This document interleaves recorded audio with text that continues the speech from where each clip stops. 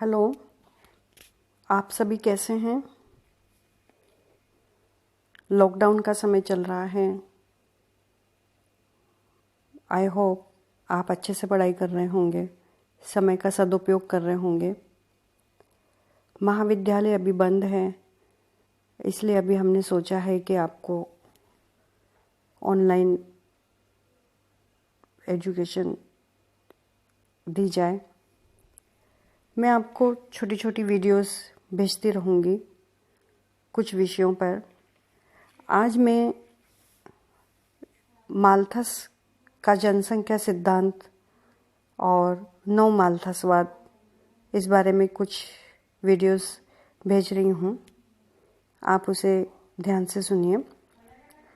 Malthus England के प्रमुख जनशास्त्रियों में से थे और इनका जन्म इंग्लैंड के रापक्री नामक स्थान पर 1766 में हुआ था। पिता का नाम थॉमस डनियल माल्थस था, जो व्यवसायिक के दृष्टिकोण से वकील थे। थॉमस रॉबर्ट माल्थस को हम उनके जनसंख्या के सिद्धांत के कारण विशेष रूप से जानते हैं। 1798 में उनका महत्वपूर्ण निबंध an essay on the principles of population as it affects the future improvement of society के नाम से प्रकाशित हुआ। माल्थस ने अपने इस सिद्धांत में जनसंख्या संबंधी विचारों को प्रकाशित करवाया और ये निबंध इनका 1805 में प्रकाशित हुआ।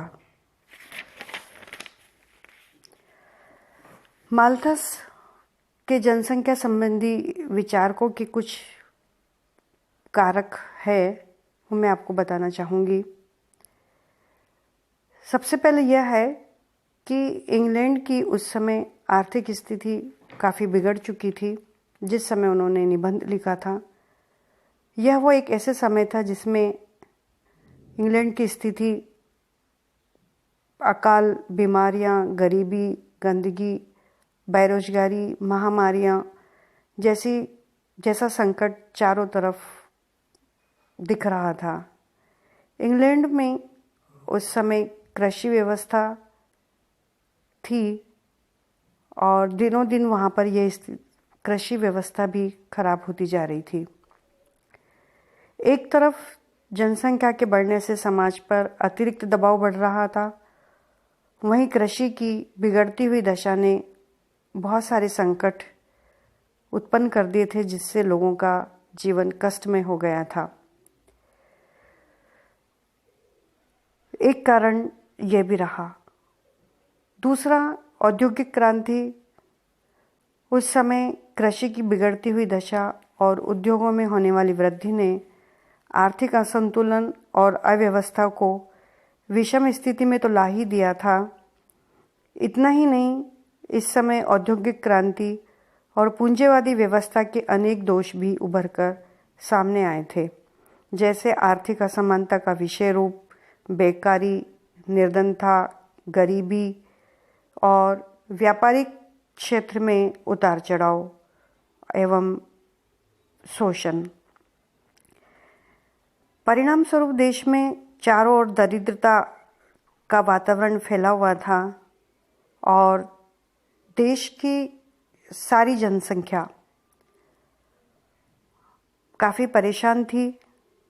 खाद्य सामग्री और जनसंख्या दोनों में तालमेल नहीं था। खाद्य सामग्री कम पड़ रही थी और जनसंख्या बहुत अधिक तेजी से बढ़ रही थी। तो इस तरह से इंग्लैंड में उस समय ये दो महत्वपूर्ण कारण थे जो इनसे माल्थस प्रभावित हुए और उन्होंने अपना सिद्धांत दिया। माल्थस ने जब 1798 में जनसंख्या के सिद्धांत पर लेख लिखा, उस समय उन्होंने यूरोपीय देशों की बढ़ती हुई जनसंख्या और उनसे उत्पन्न दुष्परिणाम से प्रभावित होकर जनसंख्या संबंधी विचार प्रस्तुत किए। उसे ही माल्थस के जनसंख्या संबंधी सिद्धांत कहा जाता है। माल्थस ने अपने सिद्धांत में कुछ बातें बतलाई थी, उनकी कुछ मान्यताएं थी जो वो उनके सिद्धांत की आधारशिला थी। पहली मान्यता यह थी कि स्त्री पुरुष में काम वासना स्वाभाविक ही नहीं बल्कि स्थिर है और इसका सीधा संबंध संतानोत्पत्ति से है। दूसरा उन्होंने बताया, मनुष्य के जीवन निर्वाह और जीने के लिए खाद्य सामग्री अनिवार्य है। तीसरी इनकी मान्यता थी कि आर्थिक संपन्नता और संतानोत्पत्ति के बीच में सीधा और घनिष्ठ संबंध है। चौथा अंतिम तथ्य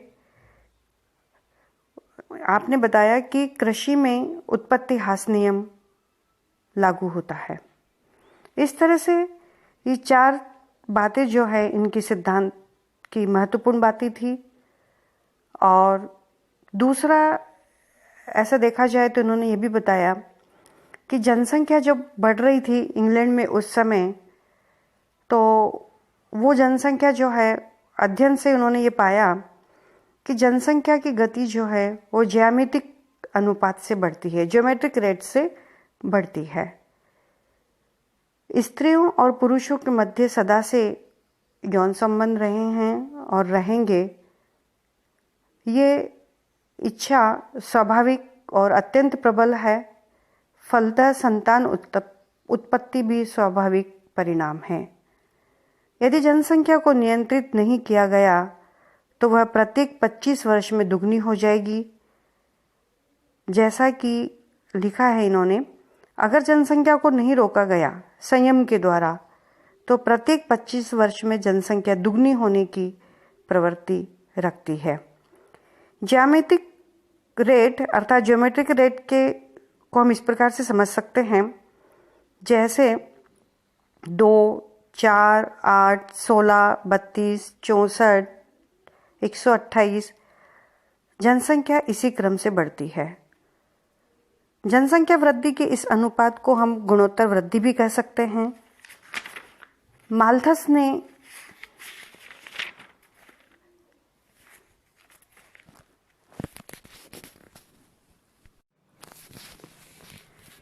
अगला पॉइंट लेते हैं हम, जनसंख्या पर प्रतिबंध।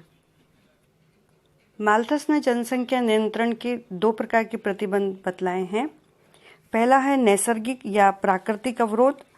ये वो प्रतिबंध है जो प्रकृति की ओर से लगाए जाते हैं और इसमें क्या होता है, मृत्यु दर अधिक बढ़ जाती है। फलतः जो खाद्य सामग्री से अतिरिक्त जनसंख्या बाहर कम होकर उसके बराबर हो जाती है। इस मृत्यु दर में जब मृत्यु दर अधिक बढ़ती है तो उनमें बहुत सारे अवरोध उत्पन्न होते हैं, जैसे युद्ध, बीमारी, महामारी, अकाल, भूकंप, अतिवृष्टि, अनावृष्टि आदि प्राकृतिक प्रकोप। जैसे वर्तमान में हम देख रहे हैं कि कोरोना फैल रहा है और इसमें बहुत बड़ी तादाद में लोग संक्रमित भी हो रहे हैं और काफ़ी मर भी रहे हैं।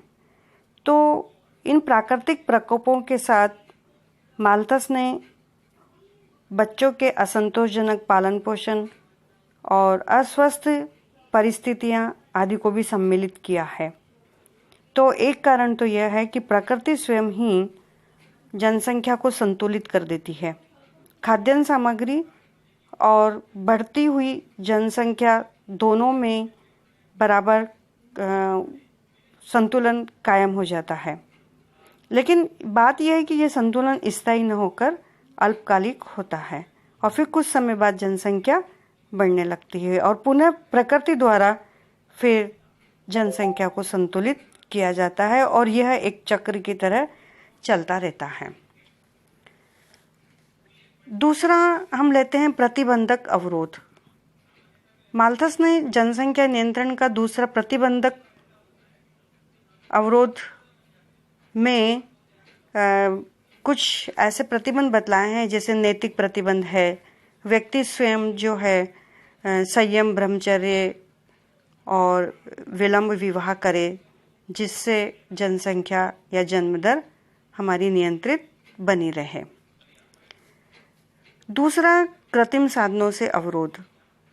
इसके अंतर्गत माल्थस ने जो है इसे वैसे तो अधर्म और पाप माना है और वह इनके प्रयोग का घोर विरोधी थे। चूँकि माल्थस एक पादरी थे और वो बहुत ही काफ़ी प्राकृतिक तरीके से जनसंख्या को कंट्रोल करने के विरोधी भी थे। वो मानते थे कि मनुष्य स्वयं जो है अपनी इच्छा से जनसंख्या को कंट्रोल करे और कृत्रिम साधनों का प्रयोग भी नहीं करे, क्योंकि वो कंजर्वेटिव थे और बहुत धार्मिक प्रवृत्ति के थे। इसलिए इस विषय की तरफ उनका ध्यान गया तो, लेकिन वो इसके सहमत नहीं थे इससे। तो इस प्रकार से माल्थस ने जो है अपने कुछ ऐसे पॉइंट्स बताए हैं कि जिसकी वजह से जनसंख्या स्वयं ही नियंत्रित हो जाती है। माल्थस का सिद्धांत काफ़ी प्रसिद्ध रहा, लेकिन इस सिद्धांत की बहुत सारी आलोचनाएं भी हुई और प्रगतिशील राष्ट्र जैसे ब्रिटेन, फ्रांस, अमेरिका आदि पर यह लागू नहीं हुआ। अर्धविकसित विकासशील देशों में भी ये हमें प्रभावशाली नहीं दिखा। और ये भी कहा जाता है कि कार्ल मार्क्स जैसे समाजवादी विचारकों ने भी इसकी बहुत निंदा करी थी और ये कहा था कि माल्थस का सिद्धांत जो है वो एक निराशावादी है। आज के इस युग में माल्थस का सिद्धांत निरर्थक और प्रमाणित हो गया है, लेकिन हम इन आलोचनाओं के बावजूद भी इस सिद्धांत का मूल्यांकन करें तो हमें ये पता चलेगा कि माल्थस के इन सिद्धांतों में कुछ कमियां तो है, वो कमियां क्षम्य हैं, लेकिन आज भी यह अपने अस्तित्व को बनाए हुए हैं। प्रोफेसर बार्कर ने कहा था कि कटु वाद विवाद के बीच भी माल्थस का सिद्धांत अडिग खड़ा हुआ है। इस सिद्धांत की जितनी अधिक आलोचना की गई है, उतना ही अधिक इस सिद्धांत में दृढ़ता आई है। तो इस प्रकार से यह माल्थस का सिद्धांत है।